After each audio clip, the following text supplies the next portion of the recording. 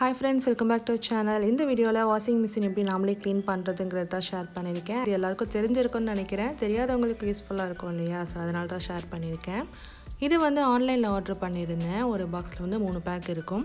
ஒரு பேக் வந்து 100 கிராம். நம்ம மந்த்லி ஒன்ஸ் க்ளீன் பண்ணோம் அப்படின்னா ஒரு பேக் மட்டும் யூஸ் பண்ணிக்கலாம். நான் வந்து க்ளீன் பண்ணி ரொம்ப நாள் ஆச்சு. பார்த்தாலே தெரியும் எந்த அளவுக்கு டஸ்ட் இருக்குது அப்படின்னு. அதனால நான் வந்து 2 பேக் போட்டுக்கிட்டேன். அதுக்கப்புறம் water connection, normal water, hot water ரெண்டுமே இருக்குது அப்படின்னா ரெண்டையும் மிக்ஸ் பண்ணி டேப் ஓப்பன் பண்ணி விட்டுருங்க. ஹாட் வாட்டரில் க்ளீன் பண்ணுறப்ப இன்னும் நல்லாவே க்ளீன் ஆகும் இல்லையா. அப்படி இல்லைனா கொஞ்சமாக ஹாட் வாட்டர் சேர்த்துட்டு அதுக்கப்புறம் டேப் ஓப்பன் பண்ணி மிக்ஸ் பண்ணி விட்டுருங்க. எனக்கு கனெக்ஷன் நார்மல் வாட்டர் மட்டும்தான் அப்படிங்கிறதுனால நான் 2 பக்கெட்டை ஹாட் வாட்டர் சேர்த்துட்டு அதுக்கப்புறம் நார்மல் வாட்டர் டேப் ஓப்பன் பண்ணி விட்டேன்.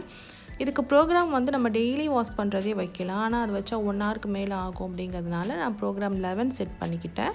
வாட்டர் லெவல் வந்து மேக்ஸிமம் அப்படி இல்லைனா மீடியம் வந்து வச்சுக்கலாம். இது வந்து பார்த்திங்கன்னா முடிகிறதுக்கு ஒரு 45 மினிட்ஸ் ஆச்சு. சரி, இது ரெடி ஆகிறதுக்குள்ளே டிஃபனை முடிச்சிடலாம் அப்படின்னு சொல்லிட்டு கிச்சனுக்கு போயிட்டேன். அன்றைக்கி வந்து பார்த்திங்கன்னா தோசை மாவெல்லாம் முடிஞ்சிருந்துச்சு. சரி சப்பாத்தி பண்ணலாம் அப்படின்னு பார்த்தேன். ஆனால் அன்றைக்கி மதியம் வந்து ரசம் வச்சுருந்தோம். இப்போ சப்பாத்திக்கு கிரேவி வேறு பண்ணிகிட்டு இருக்கணுமே அப்படின்னு சொல்லிட்டு இடியாப்பம் பண்ணிவிட்டேன். இடியாப்பம் பண்ணிவிட்டு இடியாப்பம் பிச்சும் போட்டு பண்ணுவோம் இல்லையா, முட்டைலாம் போட்டு இடியாப்பம் சோறுன்னு சொல்லுவோம். இது பண்ணுறது ரொம்ப சிம்பிள் தான். இடியாப்பமாக சாப்பிட்றோம் அப்படிங்கிறப்ப தான் நான் வந்து இடியாப்பத்தட்டை யூஸ் பண்ணுவேன். ஏன்னா அது பார்க்குறதுக்கும் அழகாக இருக்கணும், மெல்லிசாவும் போடணும் இல்லையா. ஆனால் இது பண்ணுறப்ப நான் எப்போவுமே வந்து இட்லி தட்டு தான் யூஸ் பண்ணுவேன். இதில் வந்து திக்காக போட்டு நல்லா வந்து ஸ்டீம் பண்ணி எடுத்தால் மட்டும் போதும். இந்த மாதிரி பண்ணுறப்ப சீக்கிரமாக வேலையை முடிஞ்சிடும். இது தாளிக்கிறதுக்கு வந்து கொஞ்சமாக எண்ணெய் அப்படி இல்லைனா நெய் சேர்த்துக்கலாம். நெய் லாஸ்ட்டாக கூட சேர்த்துக்கலாம் வேணான்னா. வெங்காயம் சேர்த்து நல்லா வதக்கிட்டு பச்சை மிளகாவும் சேர்த்துருக்கேன். பச்சை மிளகாய் வந்து ஆப்ஷனல் தான், வேண்டாம் அப்படின்னா ஸ்கிப் பண்ணிடலாம். எனக்கு அந்த ஃப்ளேவர் பிடிக்கும் அப்படிங்கிறதுனால சேர்த்துருக்கேன். ஒரு முட்டையை சேர்த்து நல்லா கலந்ததுக்கப்புறம் நம்ம ரெடியாக வச்சுருக்கிற இடியாப்பத்தையும் இதில் சேர்த்துட்டு நம்மளுக்கு எந்த அளவுக்கு ஸ்வீட் தேவையோ அந்த அளவுக்கு ஜீனி சேர்த்துக்கலாம். சர்க்கரைலாம் சேர்த்தா கலர் சேஞ்ச் ஆகிரும், அதுவும் நல்லா இருக்காது டேஸ்ட்டு. அதனால் ஒயிட் சுகர் தான் சேர்த்துருக்கேன்.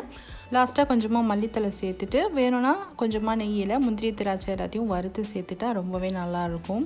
அதுக்கப்புறம் க்ளீன் பண்ணி வச்சுருக்கிற பாத்திரம் எல்லாத்தையும் எடுத்து வச்சுட்டு கவுண்டர் டாப்பும் க்ளீன் பண்ணி விட்டு வேலையை முடிச்சாச்சு. வாஷிங் மிஷினும் பார்த்திங்கன்னா ரெடியாக இருந்துச்சு. ஃபஸ்ட்டு வந்து ஒரு 45 மினிட்ஸ்க்கு போட்டிருந்தேன் இல்லையா, ஸ்கேல் கான் க்ளீன் பண்ணுற பவுடரை வச்சு. அதுக்கப்புறம் மறுபடியும் ஒரு 30 மினிட்ஸ்க்கு போட்டு விட்டுருந்தேன். நம்ம யூஸ் பண்ணுற டிட்டர்ஜென்ட் போட்டு மறுபடியும் க்ளீன் பண்ணி எடுத்துட்டோம் அப்படின்னா ரொம்பவே நல்லா க்ளீன் ஆயிரும். அதுக்கப்புறம் ப்ரெஷ்ஷை வச்சு ஓரத்துலலாம் க்ளீன் பண்ணிவிட்டு ஒரு ட்ரையான கிளாத்தை வச்சு நல்லா தொடச்சி எடுத்துட்டோம் அப்படின்னா சூப்பராக சர்வீஸ் பண்ண மாதிரியே ரெடி ஆயிரும். இப்போ பார்த்தாலே தெரியும்னு நினைக்கிறேன் முன்னே இருந்ததுக்கும் இப்போ இருக்கிறதுக்கும் டிஃப்ரென்ஸ் எந்த அளவுக்கு நல்லா சூப்பராக க்ளீன் ஆகிருக்கு அப்படின்னு.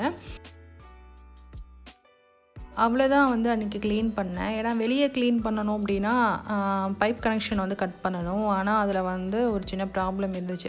நம்ம பைப்பை ஓப்பன் பண்ணோம் அப்படின்னா வாட்டர் வந்து லீக் ஆகிட்டு இருந்துச்சு. சரி நைட் டைமில் அதில் கையை வைக்க வேண்டாம் அப்படின்னு சொல்லிட்டு உள்ளே மட்டும் க்ளீன் பண்ணிட்டு லைட்டாக மேலே தொடச்சிட்டு அதோடு விட்டுட்டேன்.